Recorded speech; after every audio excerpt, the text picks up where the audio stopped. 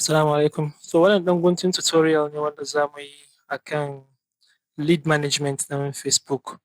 So wannan wani um, feature ne wanda Facebook ta saka wanda ake iya amfani gurin managing ɗin leads kuma yana taimakawa gurin inganta talla sosai.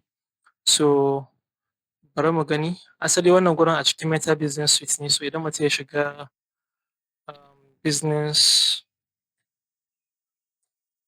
business.facebook.com gashi nan haka zai kawo shi gurin nan directly.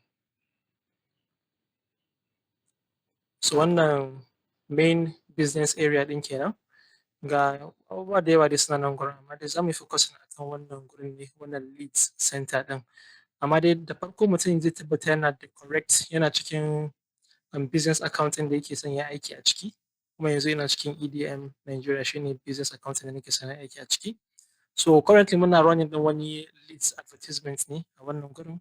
So za mu shiga cikin leads center mu ga leads ɗin da suke shigowa.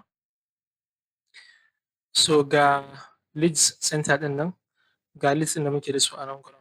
So yawanci mutane idan suna yin leads advertisement sukan barin gurin nan ba su gyara komai a kai, ba su inganta shi, ba su ƙoƙarin marking ɗin shi, su duba wani ne qualified wani ne converted da sauransu.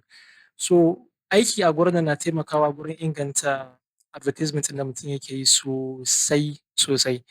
So saboda yanzu idan duk abin da kai marking a nan gurin cewan shine daidai, Facebook zai ɗauke shi ya dinga ya ci gaba da neman maka irin mutanen da kake buƙata.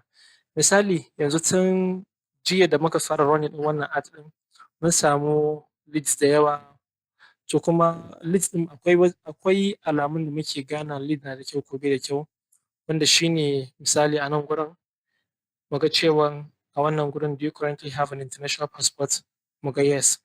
So da muka fara yin ad ɗin kawai yana kawo mana kowa wanda ya ga dama, masu rubuta no, masu rubuta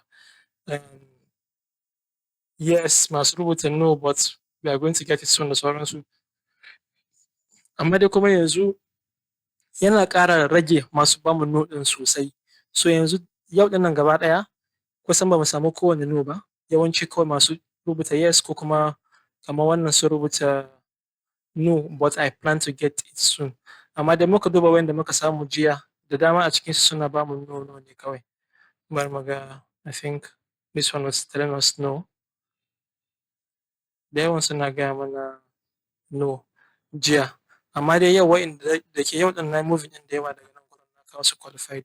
So just by ina kawo wa'innan from intake zuwa qualified ya yi improving ɗin wannan gurin quality ɗin leads da muke samu sosai. So kuma wannan abu ne wanda yake ƙoƙarin inganta Facebook advertisement ɗinka, gaskiya zai taimake ka gurin samu sosai sosai. So a nan gurin kawai abin da ake buƙata shine duk wanda ya rubuta yes, wannan ma okay, wannan no ne ya rubuta which is odd. Amma duk wanda ya rubuta yes, we are going to bring them from here, mu yi dragging ɗinsu mu kawo su nan gurin qualified. So wannan shine. Kuma idan muka ci gaba da yin wannan kwana 3, kwana 4, insha Allahu za mu ga cewa wannan abin zai improving sosai sosai. Assalamu alaikum.